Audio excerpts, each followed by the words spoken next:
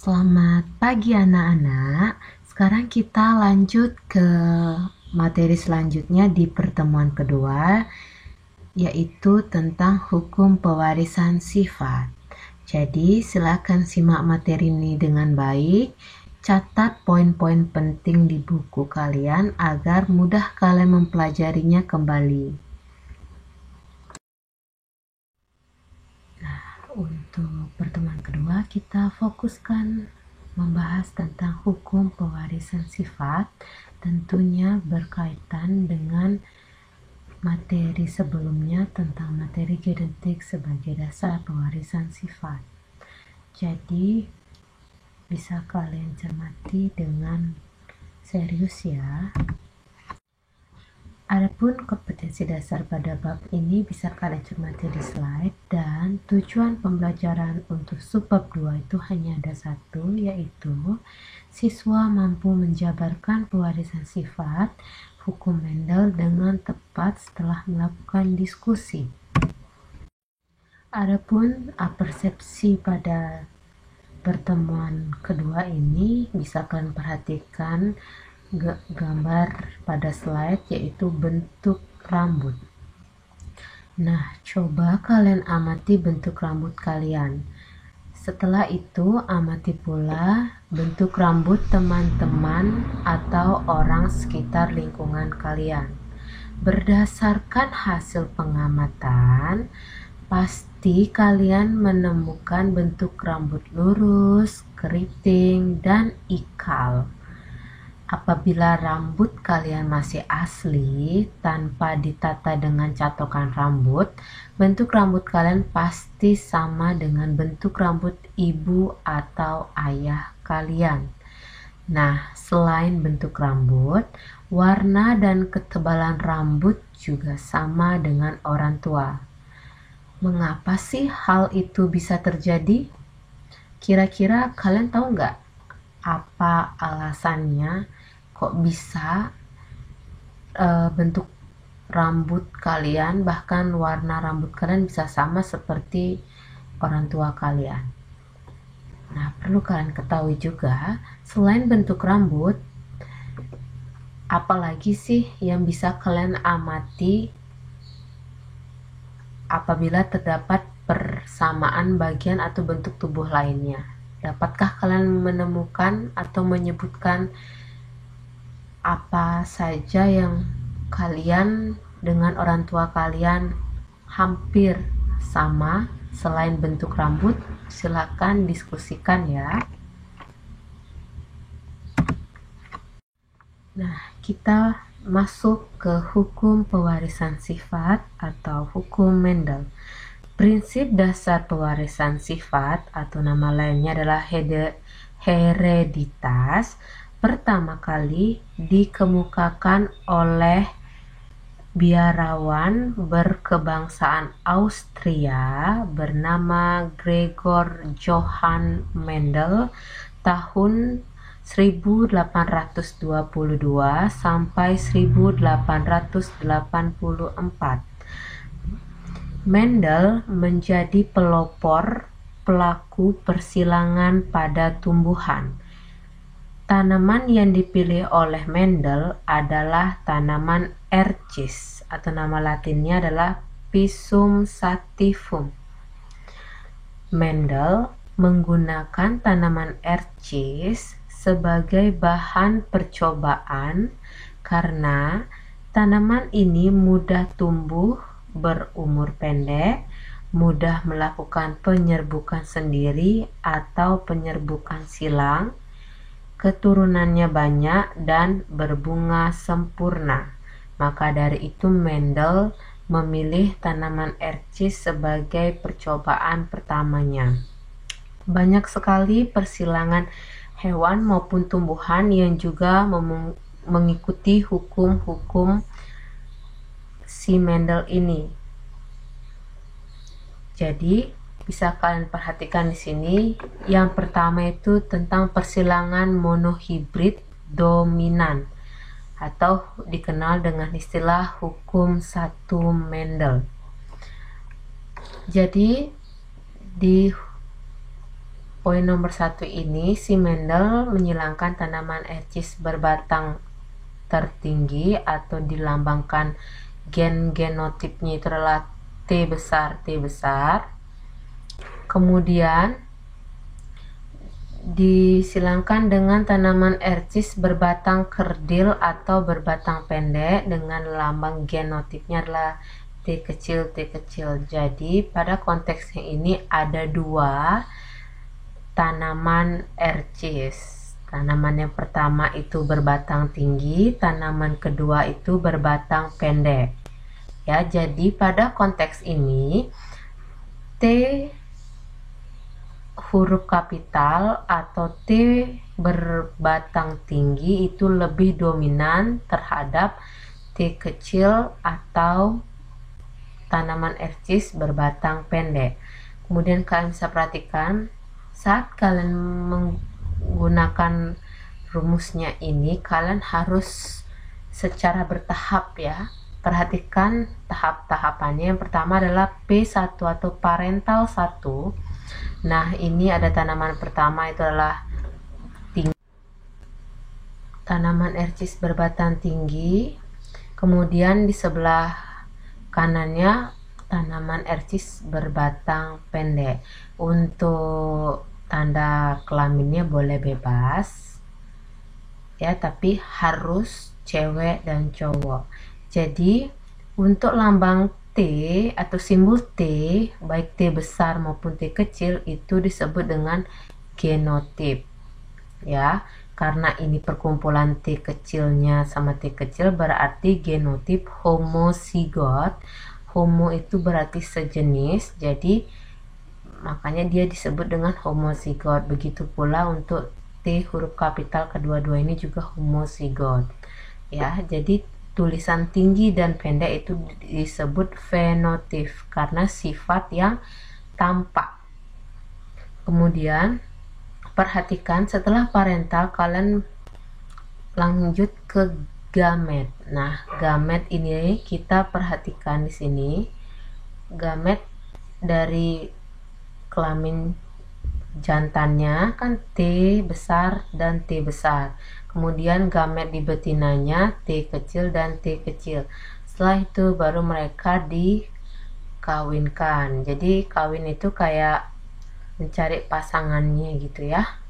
Nah, setelah itu ditemukanlah keturunan pertama atau fenotip pertama, yaitu T besar, T kecil, kemudian yang kedua T besar dan T kecil. Nah, jadi ini artinya T besar atau tanaman ercis berbatang tinggi lebih dominan daripada tanaman ercis berbatang pendek. Ya, jadi sifat resesif dari batang pendek ini tidak kelihatan karena sudah ditutupi oleh gen dominannya. Nah, karena ini T besar dan T kecil, jadi genotipnya adalah jenis heterozigot. Ya, disinilah perbedaannya. Kemudian lanjut untuk mendapatkan hasil perbandingannya kita harus lanjut ke parental 2. Parental 2 caranya tetap sama. Kemudian gamet yang dihasilkan juga sama, caranya seperti yang tadi. Hanya saja perbedaannya itu ada di fenotip 2. Jadi ini dia kan ada dua jenis yang cowok dan dua jenis yang cewek. Jadi ini biasanya disebut dengan kotak panet atau sering ibu juluki dengan papan catur ya. Jadi boleh bebas saja, mau yang dideret ini untuk kelamin betina boleh, mau yang di sebelah sini juga boleh, jadi bebas. Tapi harus tetap betina dan jantan. Kemudian ini adalah hasil fenotip yang pertama, kedua, ketiga, dan keempat. Seperti itu urutannya ya. Jadi ini pertama, itu dihasilkan adalah T besar, T besar. Jadi ini keturunan yang pertama itu adalah genotip homozigot dengan hasil tanaman ercis berbatang tinggi. Kemudian dilanjutkan ke hasil yang kedua, T besar dengan T kecil. Jadi T besar T kecil disebut dengan genotip heterozigot, tapi sifat yang tampak tetap tanaman berbatang tinggi. Kemudian lanjut ke hasil yang ketiga, dan hasil yang keempat itu dia T kecil jadi menghasilkan tanaman ercis berbatang kerdil atau berbatang pendek. Perlu kalian ketahui juga, tidak selalu menghasilkan 4 anakan seperti ini, bisa lebih karena tergantung sifat yang disilangkan.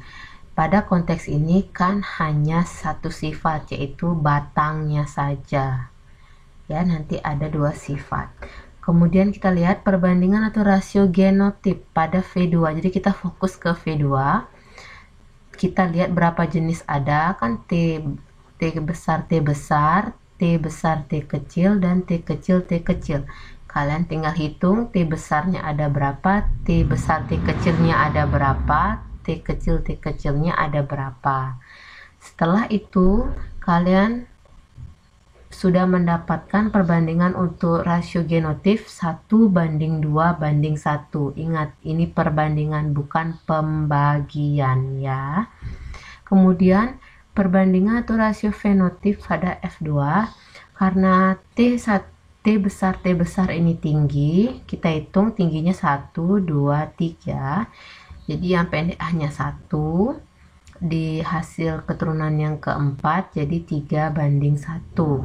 Seperti itu ya. Untuk keterangan simbol-simbolnya bisa kalian perhatikan di sini.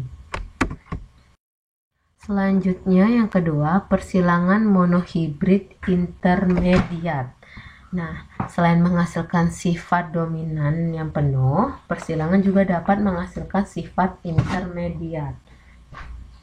Nah, Mendel pernah menyilangkan tanaman pukul 4 berbunga merah dengan yang berbunga putih. Caranya sama ya. Caranya sama seperti yang tadi. Jadi ini untuk yang intermediate. Bisa kalian perhatikan di sini. Setelah kalian membuat kontak panetnya atau kotak caturnya ini, kalian juga dapat rasionya di sini 1:2:1 sama seperti yang tadi ya. Jadi genotipnya itu ini ya, yang merah. Kalau merah itu sudah pasti M besar. Merah muda itu sudah pasti genotip heterozigot atau M besar M kecil. Nah, ini presentasenya. Kenapa penyebutnya 4? Karena total dari hasil anakan atau di kotak panetnya itu ada 4. Jika nanti ada banyak di kotak panetnya, misalnya 16, berarti per 16. Jadi 4 di penyebut ini adalah total keseluruhan dari kotak panetnya itu. Ya. Jadi dari presentasi ini bisa dilihat untuk tanaman pukul 4 berwarna merah muda memiliki presentase yang lebih besar untuk dihasilkan, yaitu 50%. Kemudian kita lanjut ke persilangan dihibrid yang kedua, yaitu adalah atau sering disebut dengan hukum 2 Mendel. Ini perbedaannya, dia menyilangkan 2 sifat ya, 2 sifat dari tanaman yang sama. Nah, ini dia menyilangkan tanaman ercis batang tinggi bunga ungu disilangkan dengan tanaman ercis batang pendek bunga putih. Bisa kalian perhatikan dalam satu kelamin ini jantan itu ada 2 simbol huruf. Hurufnya ini bebas, terserah kalian menggunakan huruf apa saja. Hanya saja kuncinya antara betina dan jantan itu harus sama lambangnya ya. Kalau misalnya kalian mau menyimpulkan batangnya make B bisa, tapi B besar sama B kecil kayak gitu. Kemudian untuk warnanya kalian mau pakai huruf simbol W juga bisa. Jadi untuk simbol huruf ini dibebaskan dari kalian kalau kalian disuruh membuatnya. Tapi kalau kalian dalam menjawab soal, kalian harus mentaati atau mengikuti perintah yang disuruh oleh soal tersebut. Ya, ini butuh orek-orek juga. Nah, ini gametnya bisa kalian lihat. Jadi ini kenapa gametnya cuma ada 2? Karena sebagai perwakilan saja. Kemudian fenotipnya, kemudian saling disilangkan. Jadi disilangkannya gini ya, kayak silang capit gitu loh. T besar sama P. T besar sama P kecil, T kecil sama P besar, T kecil sama P kecil. Jadi dia berpasangannya harus dengan lambang huruf yang berbeda karena ini dihibrid, 2 sifat. Ya, jadi kalian bikin lagi seperti ini dan ini dihasilkannya adalah 16 di penyebutnya. Ya, ini perlu kehati-hatian karena sering kita salah melihatnya. Ya, perlu kalian perhatikan untuk rasionya ini. Rasio ini tidak serta-merta selalu berubah, tidak. Jadi, kalau di hibrid sudah pasti ini, tapi kalian tidak disarankan untuk menghafal. Kalian harus tahu bagaimana caranya perhitungannya. Karena bisa saja di soal itu diminta adalah hasil dari anakan kelima gitu misalnya. Jadi nanti kalian harus bikin kayak gini. Anak pertama ini hasilnya dan anak ke-16. Anakan yang ke-16 itu adalah hasilnya pasti paling ujung sini. Kayak gitu ya. Jadi makanya perlu halnya kalian bisa membuat kotak panet ini. Karena sangat banyak sekali gini soalnya, variasi soalnya. Nah, setelah penjelasan tadi, silahkan kalian kerjakan latihan soal ini di buku latihan IPA kalian. Tulis soal dan jawaban nanti di-upload di forum yang telah disediakan. Sekian, terima kasih.